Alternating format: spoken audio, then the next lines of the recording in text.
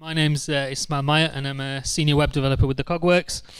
And I'm also an Umbraco trainer, and I've been working with Umbraco since 2005, and CMS is still since about 2000. So it's great to be here, third Poland Festival, and I hope you're all having a good day so far. So I think probably I'll just skip through all of this because I'm guessing Adam already did this and Marcin did this morning, but I was outside doing the registration. Just a bit about us. We're a .NET agency based in quite a few places, and we do Umbraco websites, Elasticsearch, that kind of thing. We also do conferences. Obviously, you're here at one, and we've also got the UK festival coming up. Okay, the date's wrong. What's the date? 8th and 9th of November. I think these are still from last year. So there you go. And Poland Festival, which is currently now. We also do workshops, and we do training and consultancy. And some of our clients, who was here last year and heard my laying claim to fame, the Cogworks one? Okay, I'll do it again because I think it's pretty cool. Who watches Game of Thrones? All right. So one of our account managers who left a couple of years ago, that's his sister. So yeah. Okay, but we're not going to be talking about Game of Thrones. Let me go back. So this is a talk I actually did around 2013, and it's what kicked off eventually, or what became the Examine course, which some of you probably have sat, and I'm hoping those of you here are going to eventually, actually go and do.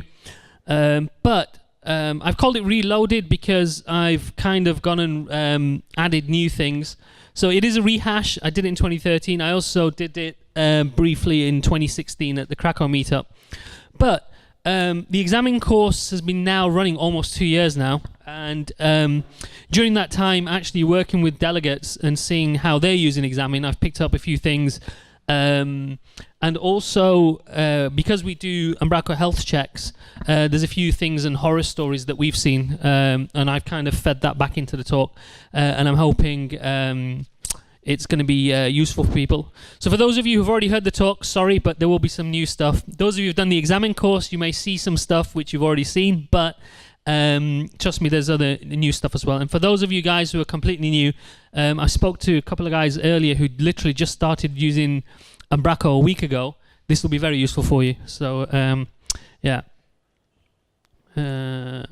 So yeah, that's the disclaimer. But what we're going to be looking at is, I mean, this is some of the stuff that's covered on the course, but I'm just going to skip through it briefly. But for those of you who are not aware, Examine, which is the search part of Umbraco, is actually just an abstraction around lucene.net. How many of you have used lucene.net in some form or another? Okay, there's a few of you. But the API for itself is quite finicky to use. So Shannon, where back in the day, put together Examine, which makes it a lot more easier to use to actually index stuff and actually then search on that stuff. So I'll do a quick intro to just lucene.net and some of the basic principles of it, and then come out a bit and talk a bit about Examine. And then we'll just have a quick look at some of the core Examine events that you're going to end up using, and that are actually necessary for you to use to actually do something useful with Examine. And we'll talk about some tools that you can use to kind of help you along your search journey. And the other thing I'll walk through is an actual working site with some advanced Examine stuff. It's basically stuff that I've managed to put together. And yeah, and we'll also look right towards the end at a point where you will potentially, as you're working with really big sites, you kind of hit a bottleneck with the Examine, and what you can then look at as alternatives potentially. And obviously Q&A at the end. And at the end of it, everyone gets a working copy of the zip file, which is the advanced search with Examine, which is the kind of working site. Katie's got the emails, everybody who's here, but we need to curate that list so anybody who's on the wall of shame outside is coming off and you don't get the zip. Yeah. So quick introduction to some of the lucene concepts. And I think it's good to know, just as a high level, what we're actually working with. So the first thing we look at is within lucene.net is a document, and you can think of that in a very similar way as a SQL table. but it's schemaless in the sense that with a SQL table, you define your columns and you define them as types. Within a lucene.net document, there isn't as typing as such, and different documents can have different fields. So, for example, if you've got in a database, you've got a user table, you've got first name, last name, email. When you are missing any of those fields, those columns are still there in the database, but you end up with null values. But with a schemaless document, the actual field itself isn't present in the index, and that can have implications when you're actually searching. So you can think of fields a bit like SQL columns, but the only real difference is that if the value isn't there, that column or field isn't there in the actual index for that particular document. And the next thing we need to just be aware of is this concept of analyzers. And these are the things that analyze our text, and they stick them in fields, and those fields are in documents. And the analyzers generate what are called tokens, and at the end of all of that, you end up with the inverted index, which is the actual search index, and which is what you're actually searching on. So looking at this piece of text here, if you run it through an analyzer, and there's different ones within lucene.net. So for example, the Whitespace analyzer, what that does is it will split on the space character. So those are the tokens that will be generated and stuck in the index. The simple analyzer does a very similar thing to the Whitespace analyzer, but it just lowercases everything. And then you've got the stop analyzer, which again splits on space, lowercases everything, and removes stop words. So effectively stop words, and these are some English ones, which are effectively noise and are just kind of polluting the index. And depending on the analyzer that you're using, you can, I believe, get a Polish one, for example, which will remove any stop words which are particular to Polish. And then you've got the standard analyzer, which does a bit more. It can extract out names, emails, URLs, that kind of thing. But one important point to note is when you are working with Examine or even with lucene.net is that you ensure that whatever analyzer you're using to index, it's the same analyzer that you're using to actually query. It's something few people that I've seen have had a problem with, and they start getting different results. But that's one of the reasons why you can end up with sort of a mismatch. So at the end of the analysis and tokenization, you end up with this inverted index. And this is the main data structure that you end up working with and that you're actually querying on. And the inverted index allows you to ask which documents contain a particular word rather than which words are contained in this document. And it's very easy to just think of the inverted index as very similar to the index at the back of the book, where you look for a particular keyword and you can get the pages where that particular topic is referenced in the actual book itself. And the inverted index is composed of two main pieces. It has a term dictionary and a postings list. And what you can then start doing with that, or how it works sort of under the hood, is if you have the following set of documents and you run them through the analyzer, you would get a term dictionary which looks something like this, and it's assigned an ordinal ID value, and it gets a corresponding postings list. And the postings list then contains the ordinal value and also the documents where that particular word is contained. So at a very high level, when you do a search, if you, for example, search for the word shoe, which in the term dictionary has an ordinal of 6, you end up with the documents 0 and 1. So at a very high level, this is roughly what it's doing under the hood, just for the matching. But then you also have what is related to the relevance as to how relevant that document matches, which we're going to talk about a bit later on as we go on. So that's in a nutshell what's happening with the lucene.net index. So wrapped around all of that is the Examine API, and some of the sort of constituent parts of working with Examine. The first is the Examine index config, and this is where you can set up your indexing parts, which fields you want to index from your Umbraco instance, the node or document types that you want to index, and where you want that actual index to live on your file store or even in Azure. And then you've got the Examine settings config file, and this is where you set up your indexes and your searchers, and you can also set up the actual analyzers that you're going to use for those indexes and searchers. So a quick look at the config files. Here's a sample one for within the examine index config file. So it's quite rich. There's quite a lot of things to it. But the main things sort of to be aware of, the first is these index attribute fields, and these map to core Umbraco fields. And if you leave that empty, it will just kind of actually populate these fields for you, and it will pick them up from the Umbraco node.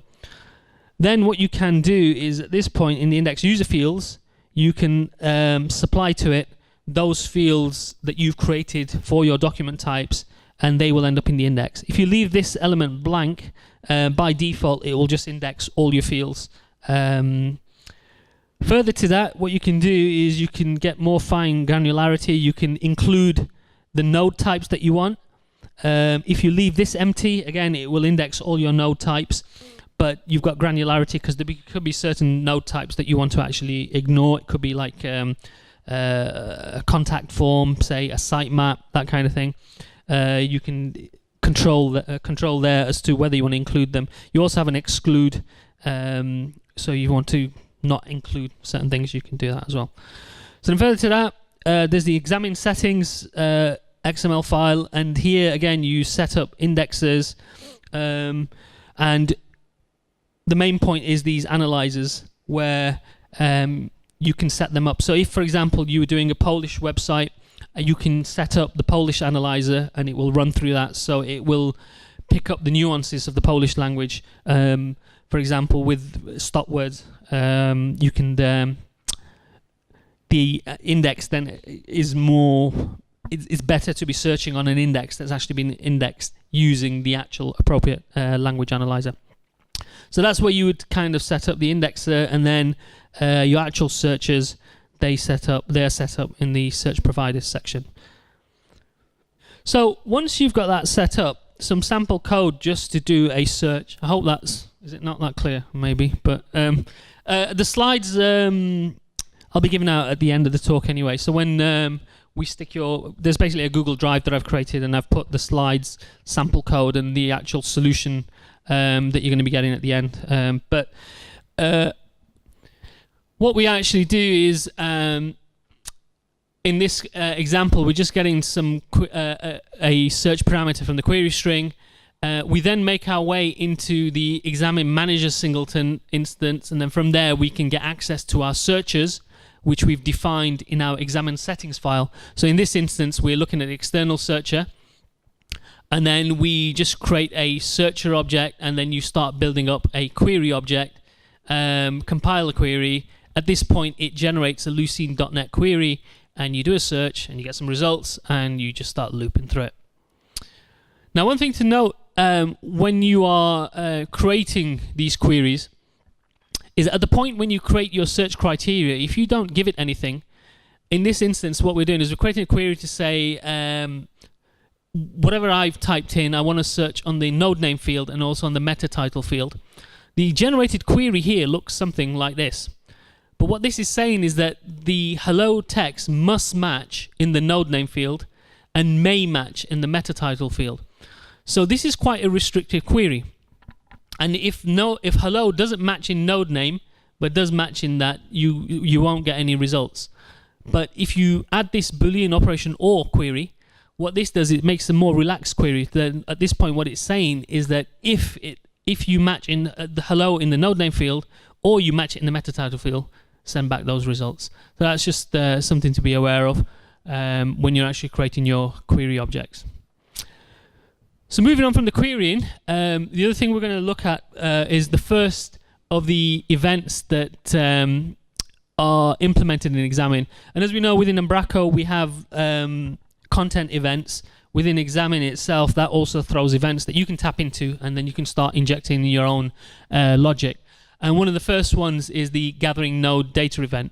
And to implement one of those, you just create a class, inherit from the application event handler class, and override the application starting method.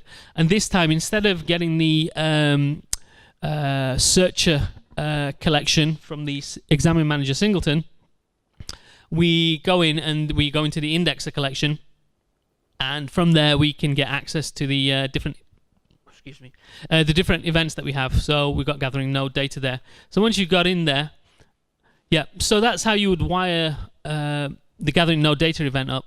So the question then is that why would you need gathering node data? Some common usages why you would actually look to use it. So one of them would be is creating a combined content field. So one of the things when you're actually searching, you can create queries like this where you want to search on the node name field, you want to search on a meta title field, and this you could end up chaining and look at loads of different fields.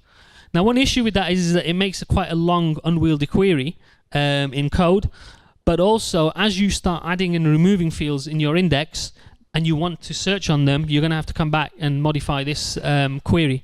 What you can do is you can use in gathering node data, and I'll show you that some code on the next slide and how you do that, is actually loop through the fields in gathering node and then inject them into one field, so then your search query is a lot more simpler, as you can see from there. The other thing you can do is a common practice is to do with creating a searchable path. So within Umbraco itself, all our nodes have a path value, and they look something like this. And so this that number there is the sort of leaf level document. That's its parent, and then that's just the actual root of your website. Now, because it's a comma-separated list, that isn't searchable. It can't be tokenized, as we saw earlier when we were looking at the Whitespace tokenizer. But what you can do is get into gathering node data, get that path value, replace the commas with a space, and then inject that in. What this will then allow you to do is make path queries.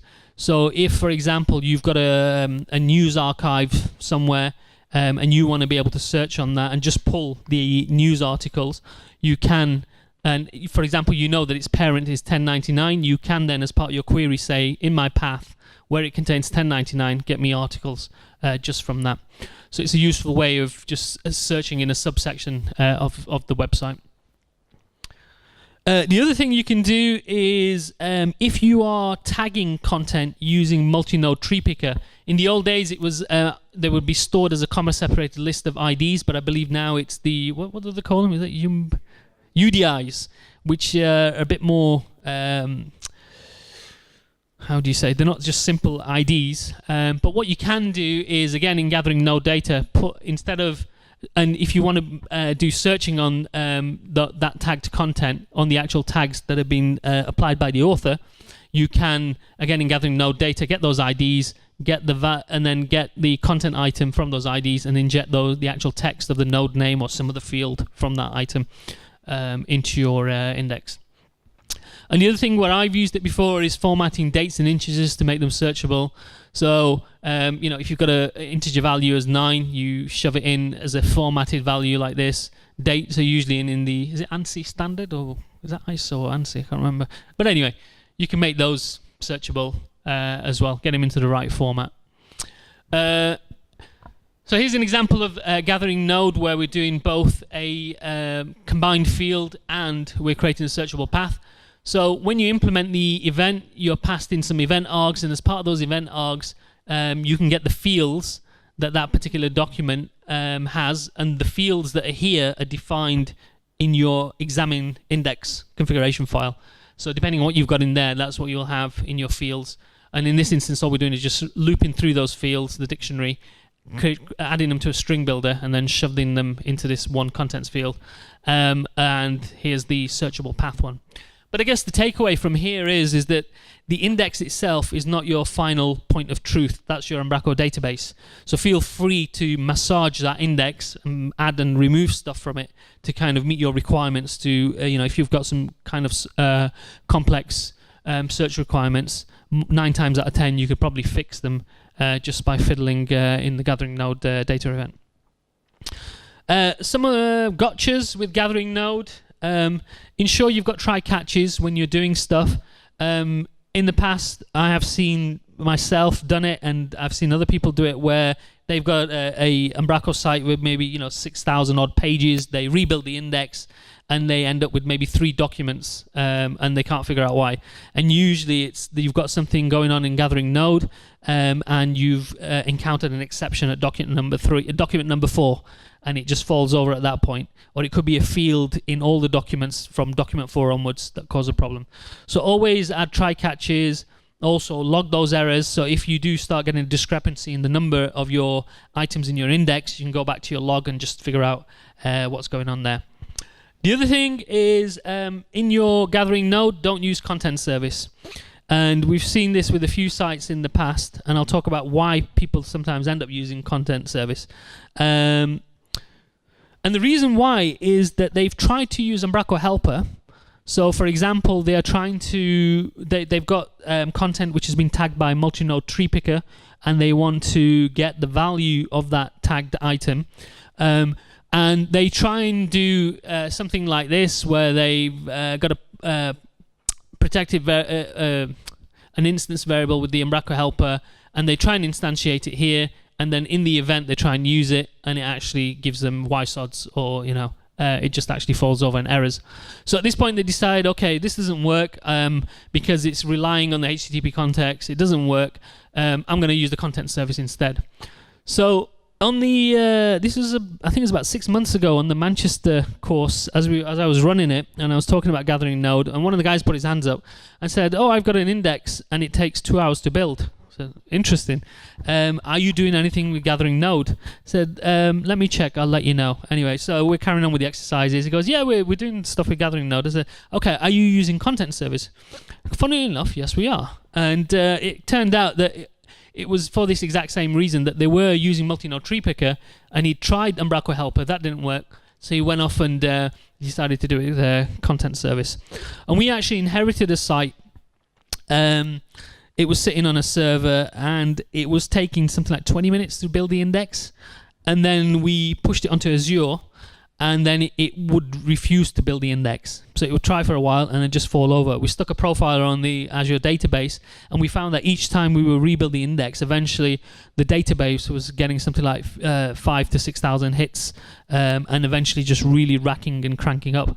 And we found that the content that they had, it wasn't a massive site, but all the content was tagged with maybe 8-9 different items, and so 8-9 multiplied by a couple of thousand pages, you get into the 60k region of database hits that would be made each time the index was rebuilt. So once we kind of stripped that out and showing how to use the Umbraco helper, so there is a way of doing it. This was something Ali Tahiri posted quite a while ago. But what you can do is, again, in application started, you instantiate your Umbraco helper, but the method that you're passing into, you just overload the signature and then pass in that way, and that works, and you can then use Umbraco helper. But this sample code is in the Advanced Examine website that you're going to get, so if you can't see the slides, don't worry. You'll have working code. Yeah. Which one? Because it works. I have no idea why. But this is it'd be one for Ali. Ali, who used to work at Zone, he figured this out, that if you instantiate the helper here and then override the gathering node data method and create a delegate and then create your own stub, pass in whatever gathering node needs, but add the Umbraco helper there, it works. So I don't know if somebody more clever than me knows why. I don't know. It just works, but it's a standard way of doing it.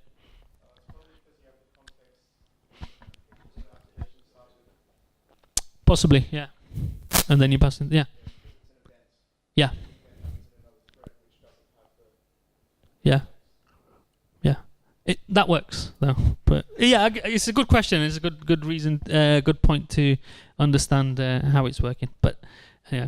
So the other thing, this actually, me and Marcin just a couple of weeks ago, we were having a Slack chat thing, because we were.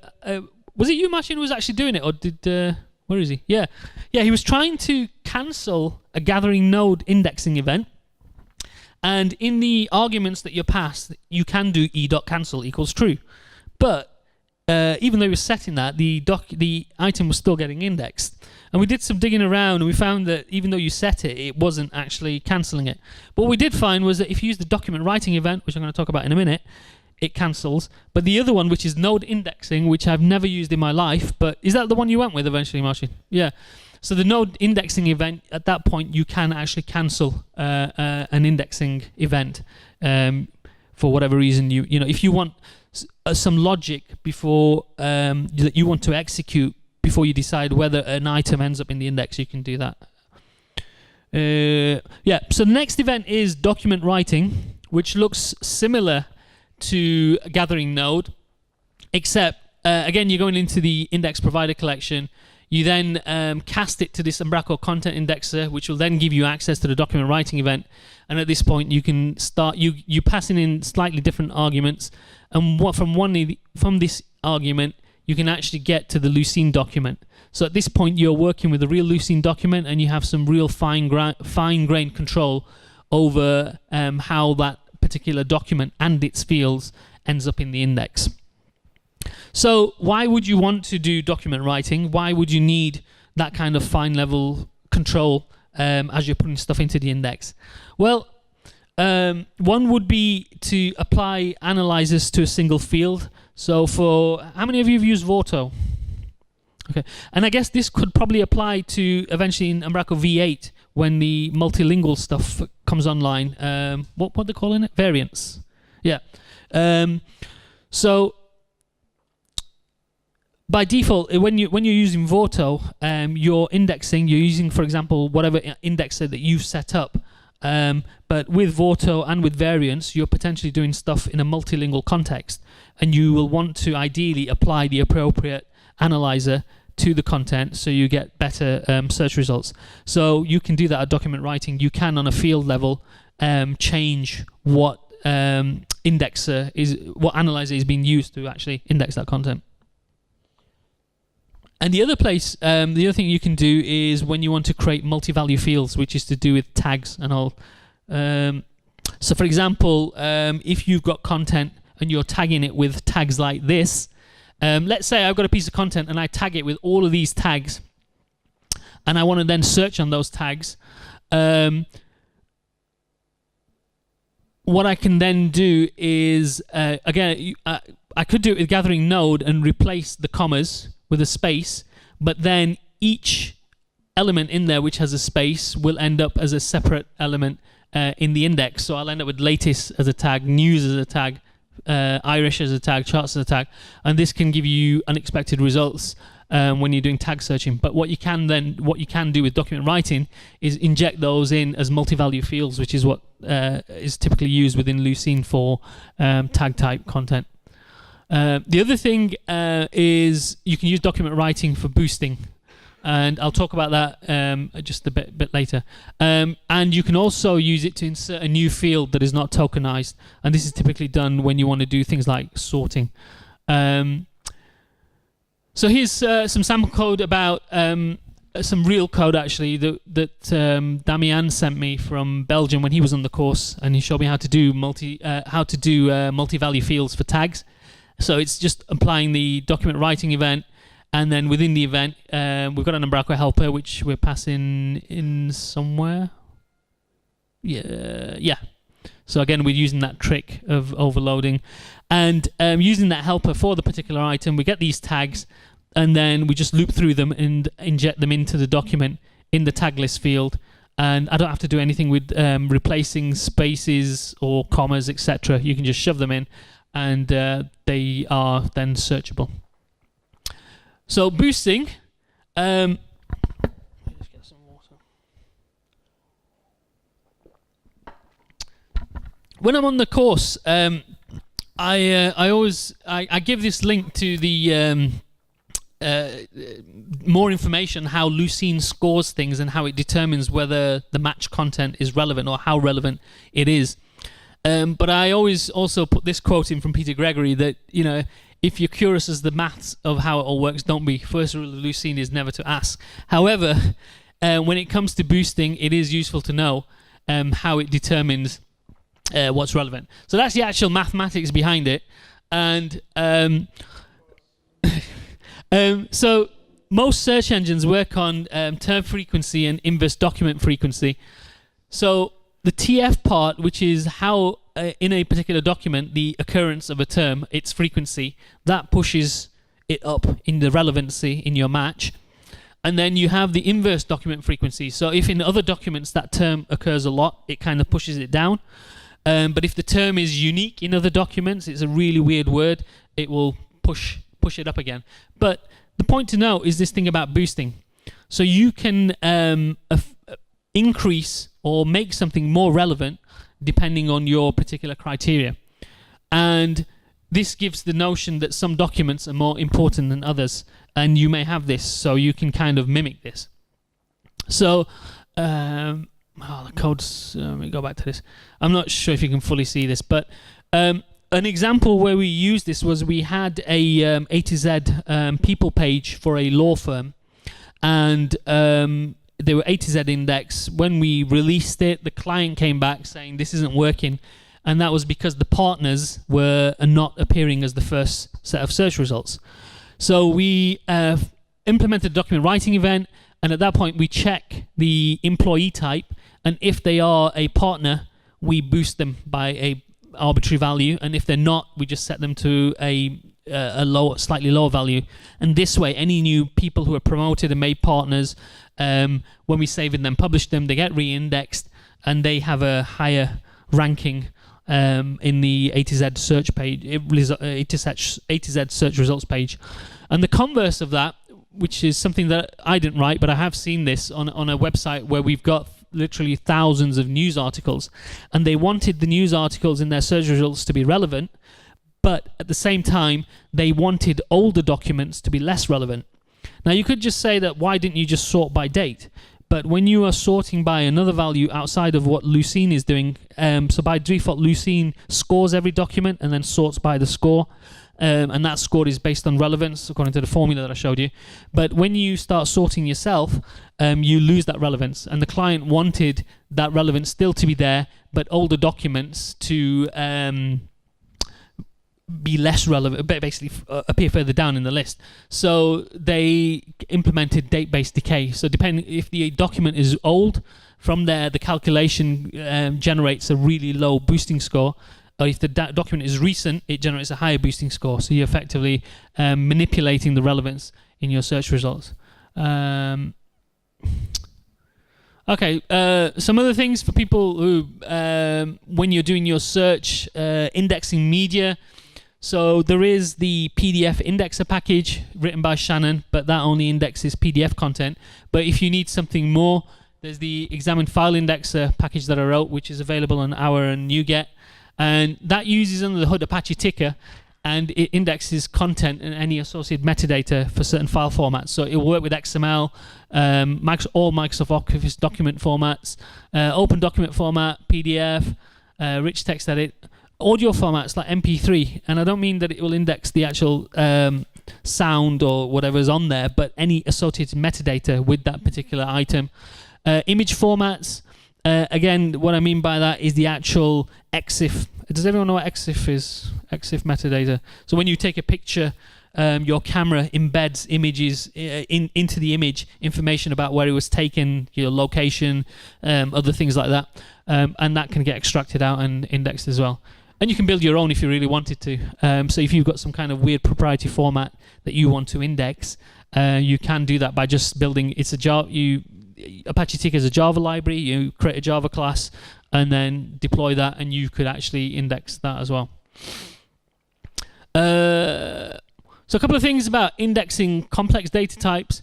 So once V7 came out, one of the cool things about it is being able to write really cool and complex data types using Angular. And that would just, at the end of it, blob some JSON, and then that would get stored in the database. But conversely, that also ends up in the Examine index as blob JSON. So you need a way of being able to format that and make it searchable. So there's a number of options that you have. Again, using gathering node. I'm lazy. I use screen scraping. So in the gathering node data event, I just make a request to the page, and get load that into HTML agility kit and then XPath out the content that I want. The cool thing about that is that it's rendered HTML, and also if, for example, I'm using something like the grid and I have macros and that kind of thing, all of that is already rendered out as well. The other thing you could do is in gathering node, load the JSON and then XPath into it. And I know this is okay. That's the screen scraping code, but again, I'll give you get a copy of the class that does that. But it's pretty straightforward. It's just in gathering node. You give it the URL you want to crawl. Some XPath could be CSS, like / div, where attribute equals grid, and just load it with a web client. Load it into HTML agility kit, and then you can go and get the actual content of that and shove that and inject that into the index. And the other one, this is actually Darren Ferguson wrote this, and he apologized for it. They use it in Azure Search, which I'll talk about later as well. But they just get the JSON string, load that into a JSON object, and then JSON path into it, and get the values and do some manipulation and shove that into the index. The only thing with that is that if in that content you've got macros and things, they're not going to render. It won't be rendered HTML. But that's another way around it. Let's go back. I've jumped too far. Some common mistakes, and this I've seen quite a lot on health checks, where people start using Examine and then they can't figure out how to actually do the query fully. So they'll do an Examine query and get to a point where they've got some results. Then they will further filter those results using link, and then also do ordering. Whereas Examine itself, and you can order by lucene.net via Examine. This is very inefficient, and it's loading a lot of stuff into memory, and you're kind of losing the performance that you get when you use Examine. And the other one, and this is actually taken from Shannon's blog post on pagination, and recently I've been doing this quite a lot, is paginating properly. So Lucene 3.5 is when it actually ended up with proper pagination support. Before that, it doesn't have pagination. However, using the Lucene API, you can get some kind of pagination where when you actually do your search, you pass in the max results property how many you want back. So on your first page, you're going to come back with 10. Next page will be 20. So it's still not as good as proper pagination, where you're just pulling back the page that you want, but it's better than having no pagination at all. And just a couple of weeks ago, I had I won't say their name or the product that it was, but they'd just done a site and they were doing some load testing, and they had a news archive page which was listing out 1,000 news items paginated by 10, and he was hitting it with 100 users, and within a couple of seconds it was timing out. And he was then telling me, oh, should I cache these search results? And no, you shouldn't need to. He then sent me the code, and the problem is he's doing a search here. So at this point, he's pulled back 1,000 results, 2 listed, so he's in memory. He's then doing some further ordering by using link, and then he's converting them to iPublish content, and then just taking the first 10 or whatever pages on 10 and then ditching the other 990.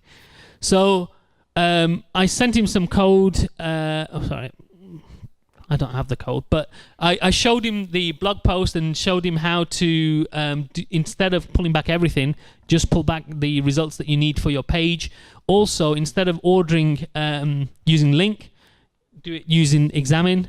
And there was one or two other little things, and that sorted his problem out. And he was not actually timing out when he was then load testing. The other thing, which is just, it's not a massive performance, but when you need to do a check whether you've got any search results to then actually write out, you can do it search results any or search results count, but a better way of doing it is using the total item count, which is assigned to you using lucene.net. And is more performant than doing count or any. So tools to help you. if you really want to sort of get your head in there and figure out how it all hangs together, this book is essential. The other thing is Luke for Lucene. How many of you heard of it? Use it? Okay. So it's written in Java. It's been around for a really long time. And it's effectively like SQL Enterprise Manager, but for Lucene. This will get you out of jail a lot, just to see what you've got in your index, and able to. You can also actually test your queries. What else? Yeah. So one of the things that you can do is once you've actually generated your query, you can do a criteria.toString, and this will give you. This stuff here is just debug information, but this in bold is the actual generated Lucene content, Lucene query. So you can paste that into Luke and start playing with it and see what's going on. I won't do a Luke demo, we haven't really got time. But the other thing useful is if you don't want to install Java on your machine, you can use Examine Inspector, which I did the original V6 version, and my colleague Ali, who's gone back to Barcelona for a wedding, made for V7. And you install the package, you pick your index, and you can get an overview of the fields. You also get a search tab, and you can do some testing of your search queries, the files that you've got in your index. And the other cool thing is you can actually test your different analyzers and see what they're doing. But it's well worth installing if you don't like Java. And coming back to the boosting thing and talking about relevance, it's a science in itself, and a really good book on all of how it works and how you can improve and make your searches more relevant is this book, Relevant Search. It's tailored more towards Solr and Elasticsearch, but I'll talk a bit more about Elasticsearch in a minute. But very useful book just to kind of get the mechanics of how relevancy works. Advanced search. Basically, for the course, I knocked together a full working site with some more advanced search functionality. And it's basically just the wrapper around lucene.net contrib package. And so I've implemented a spatial search. Does everyone know what spatial is? You know, location-based searching. So you get a geocode, and according to that, you know, pull back items within a location range. Highlight, which I'll demo, and similarity, spell checker, suggested terms, and simple faceted search. I'll quickly show you the working site, which you will be getting a copy of. So the site looks something like this. Now, if I search for the word Umbraco, the first thing we get is these suggested terms from the index. So if I type a word that isn't in the index, I don't know, which I have got something in there. So, all right, complete gobbledygook. It's not in the index, so there's no point even letting people go further to do a search. At least if I'm searching for something which is in the index, I can pick that up.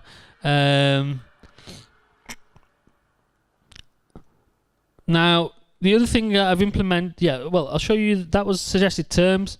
I've also implemented highlighter. So you do a search, and it finds in the actual content an extract where it's matching. So it's a bit more visual feedback to your users, and looks nice. I've actually got a lot of gobbledygook in here because I indexed a load of Wikipedia articles, and I've still got some sort of wiki markup in there. That's why some of the content doesn't look too clever.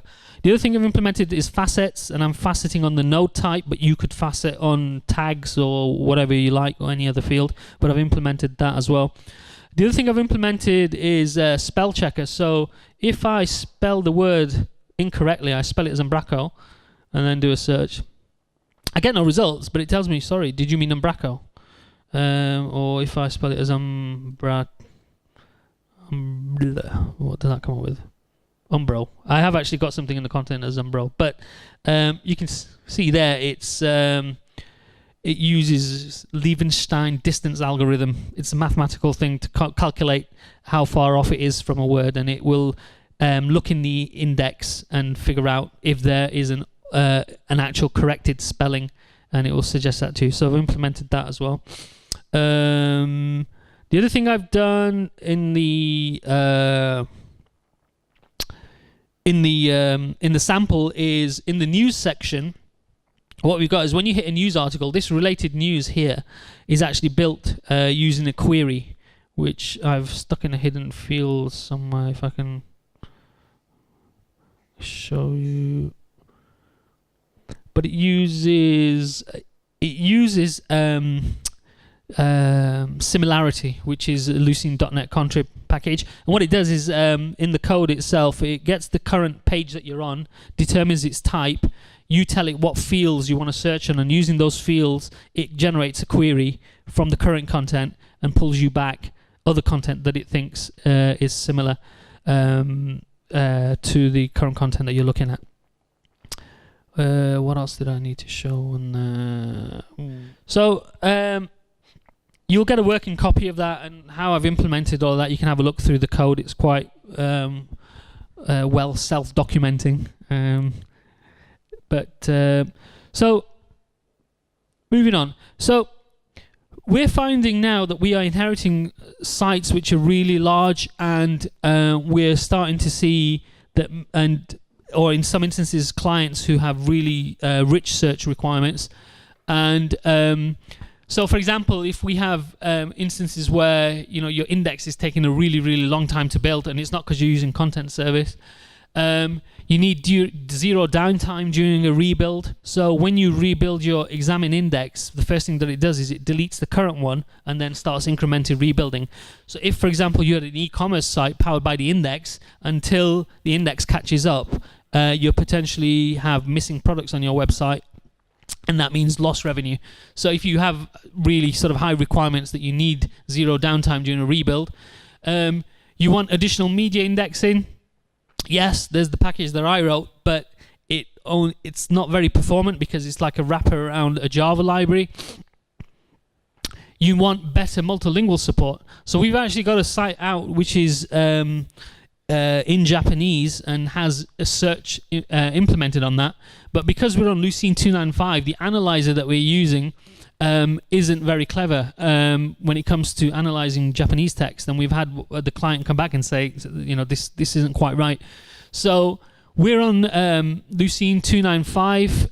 When Examine v2 comes out, we'll be on Lucene 303, but Lucene.net is on version 4.8, which has 35 plus analyzers, and some of the Japanese and Hebrew is really, really good how it does the analysis. And Lucene, the Java version, is actually on 7.5 something, so it's really, really far ahead. Paging support, like I mentioned, 294 doesn't have it, 303 doesn't. It's 3.5 onwards that we have paging support.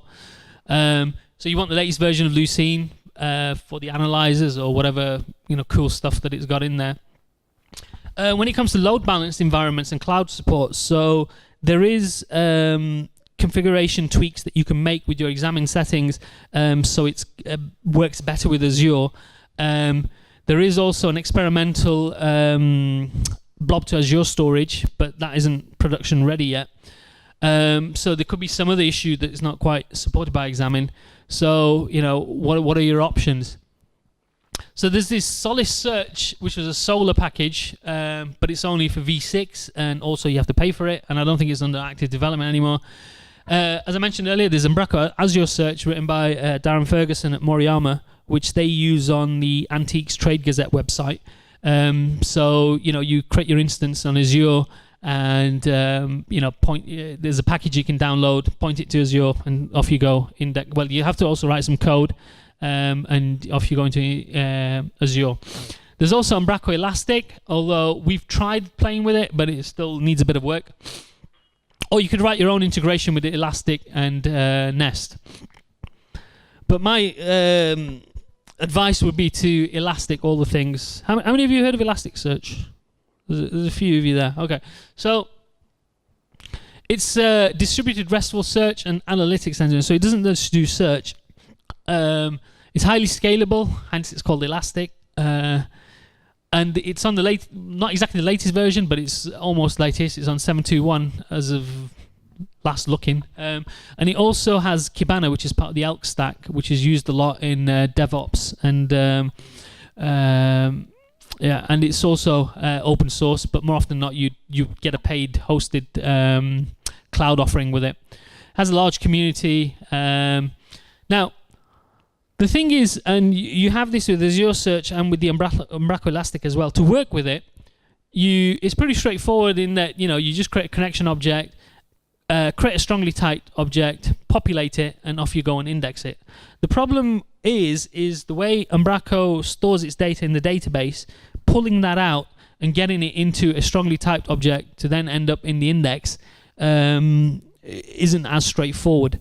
So Azure Search done by Darren, and also the Umbraco Elastic, you have to create classes, then write mapping code to get you from Umbraco data into Elasticsearch. However, that takes work.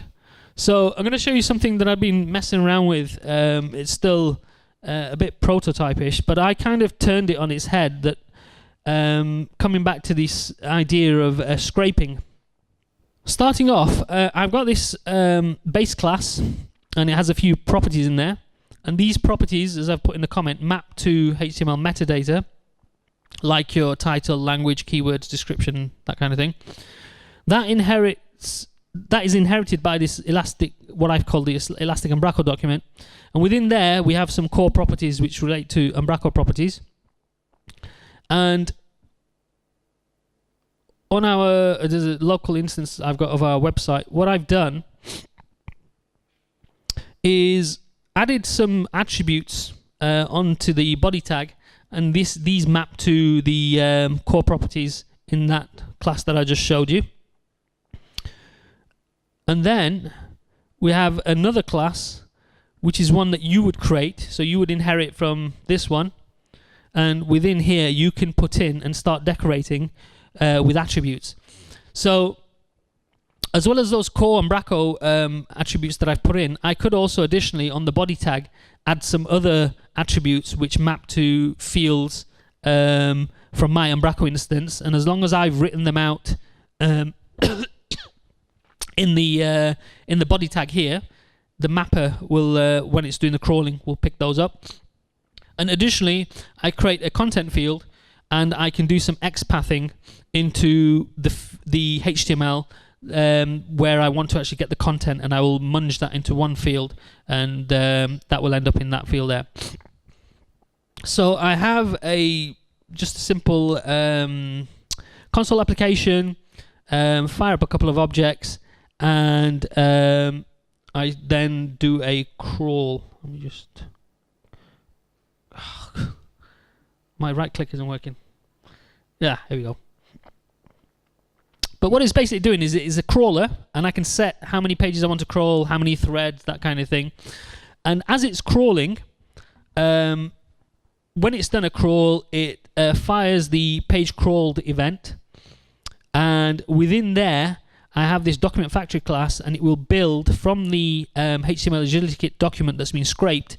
It will bring me back a strongly typed document, which is my class, and then I can go and shove that into the index.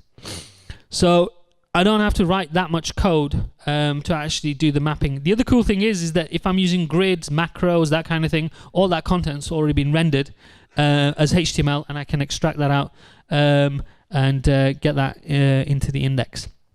So I've already indexed. I'm not going to run through what that looks like.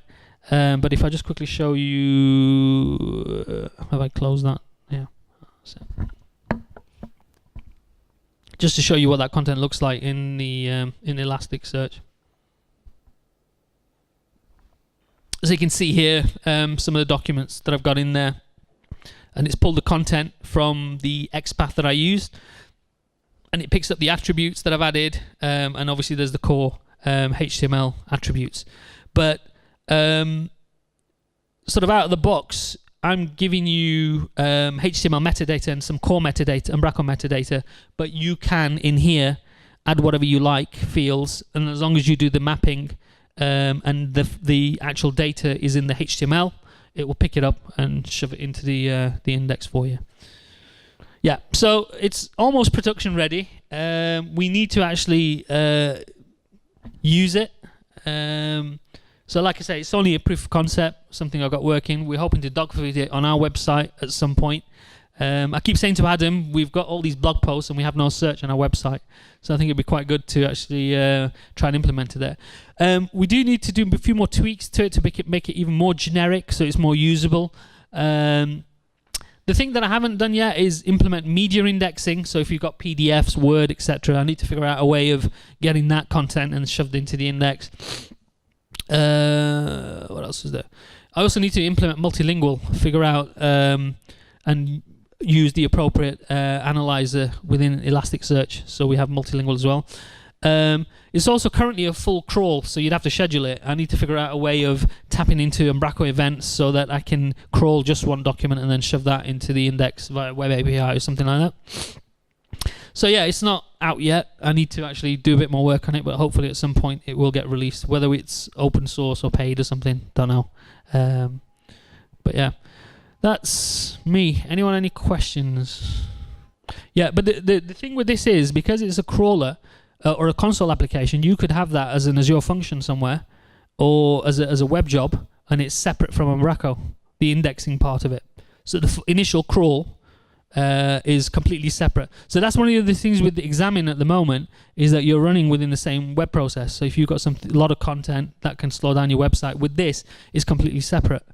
All you then do is expose an endpoint, which you then query. So that was kind of the idea behind that. So it's separate from Umbraco and Examine itself. Yeah. But when it comes to indexing one individual item, so you do a full crawl first. That's stored in Azure. It's on Elasticsearch somewhere. The crawler is a separate job which is running on Azure somewhere. But when you publish or update one page, we tap into the Umbraco gathering node event, or even the item published event, and then just fire that up to a message queue somewhere. And so even that can be quite efficient as well. So it knows that, okay, I've got a job to process, and then it will go off. And so all Umbraco would then end up doing is just notifying the queue that something's changed. Go and sort yourself out, and it's completely separate from Umbraco. Okay, so I used within lucene.net contrib, there's simple faceted search, which is okay for small sites, but I would recommend you use Bubble Browse, which was the .NET version was ported from the Java version, which is used on LinkedIn. That is very efficient, has caching, and for basically large sites, I would use Bubble Browse. Yeah. Okay, I think we're out of time. Yeah, but I mean, this was a very cursory thing about searching and indexing and Examine. Ideally, if you get yourself on the course, we go through a whole day, series of exercises, and we go into a lot more depth. So hopefully for people who are from Poland, speak to Marcin and get yourself booked on the course.